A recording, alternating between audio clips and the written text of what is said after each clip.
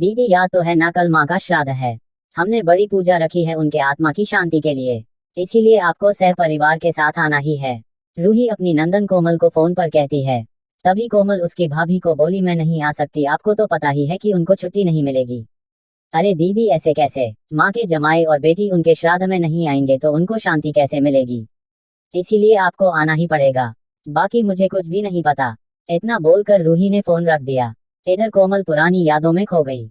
जब उसके पापा की मृत्यु हो गई थी तभी कोमल अपने मायके गई हुई थी।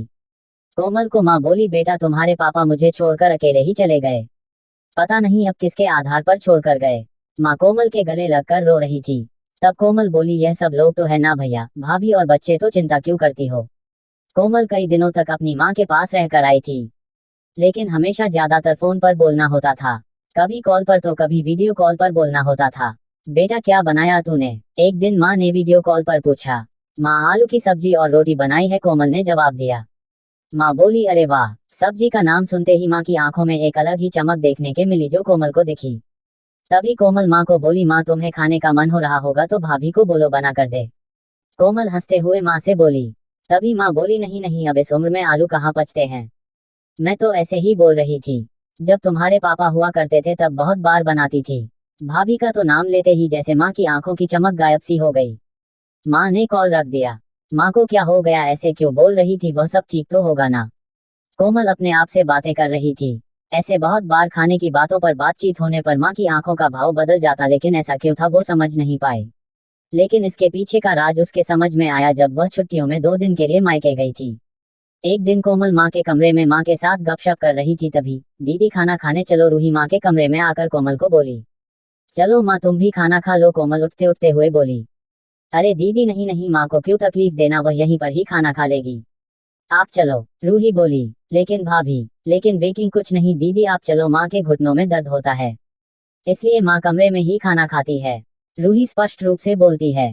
तो फिर भाभी मेरा भी खाना यहीं पर लाओ, हम दोनों साथ में खाना खाएंगे, ऐसे कोमल अपने भाभी को कहती है। इस पर रूही कुछ नहीं बोल पाई, लेकिन कोमल को साफ तरीके से समझ में आ गया कि रूही को यह सब पसंद नहीं आया। वह चुपचाप वहां से निकल गई और थाली में पूरी सब्जी, रायता, अचार लेकर आए और माँ के लिए खिचड़ी। माँ यह क्या है, तुम यह सब नहीं खाने वाली हो क्या, कोमल माँ को बोली। उतने में रूही बोली, अरे दीदी माँ को यह सब हजम होता ही नहीं, इसलिए मैं उनको खिचड़ी और दाल ही देती हूँ। इतना बोलकर रूही वहां से निकल गई। माँ ने अपनी प्लेट उठाई पर माँ का ध्यान कोमल की प्लेट पर ही था।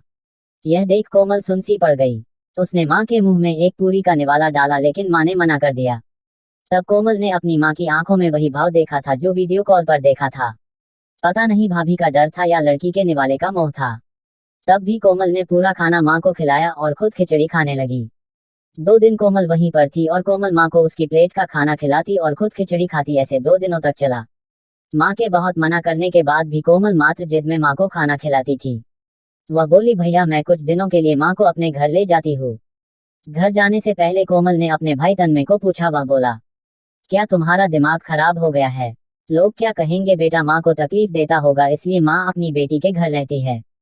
तन्मय गुस्से में बोला, अरे बाबा सही तो बोल रहा है वह, माँ बेटी के घर जाती है क्या भला, तू आराम से जा अपने घर, मेरी चिंता मत कर, मैं यहाँ खुश हूँ। बेटे की बातें सुनकर माँ बोली।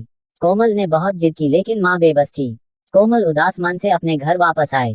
कुछ दिनों बाद खबर आई कि माँ अब नहीं रही। इस खबर ने सब कुछ खत्म कर दिया था। कोमल को पता था कि माँ कितनी तकलीफ से गुजरी, लेकिन माँ को दूसरा लड़का नहीं था बल्कि एक लड़की थी, इसलिए वह कुछ नहीं कर सकती थी। कोमल अकेले ही माँ के श्राद्ध में आई। आज माँ के श्राद्ध में 56 तरह के भोग बनाए गए। सब लोग मजे से खा रहे थे। लोगों ने रूही और तन्मय की वाहवाही करने में कोई कसर नहीं छोड़ी। दुनिया में सबसे अच्छा बेटा और सबसे अच्छी बहू कह रहे थे उन्हें। माँ के गुजर जाने के बाद इतना विचार कर रहे हैं तो माँ जिंदा थी तब कितनी सेवा की होगी दोनों ने। कोमल दुखी होकर माँ की तस्वीर की तरफ देख रही थी। तभी दीदी चलो आप भी खाना खा लीजिए, रूही कोमल को बोली, जो माँ के रूम में माँ की तस्वीर सीने से लगा कर रो रही थी। वह बोली, नहीं भाभी मुझे नहीं खाना। लेकिन क्यों, आप नहीं खाना खाओगे तो माँ की आत्मा को कैसे शांति मिलेगी। रूही कोमल को बोली, भाभी जिस खाने के लिए मेरी माँ जब जिंदा थी तब तरसती थी, उसे मरने के बाद दे रहे हो तो वो कैसे तृप्त होगी। सोच कर देखो एक बार, आज आपने पकवानों का ढेर लगाया है। माँ जिंदा थी तब आपने उनकी मनपसंद खाने के 2 निवाले खिलाए होते तो माँ वैसे भी तृप्त हो चुकी होती। वही माँ का असल में श्राद्ध कहलाता। यह जो भी हो रहा है वह सिर्फ एक दिखावा है। इसकी वजह से माँ कैसे तृप्त हो पाएगी? और जो घर से मेरी माँ अतृप्त होकर चली गई वह घर से मैं कैसे खाना खा सकती हूँ भला? कोमल चीढ़कर रूही से बोली। तभी वहां पर तन्मय भी आ गया।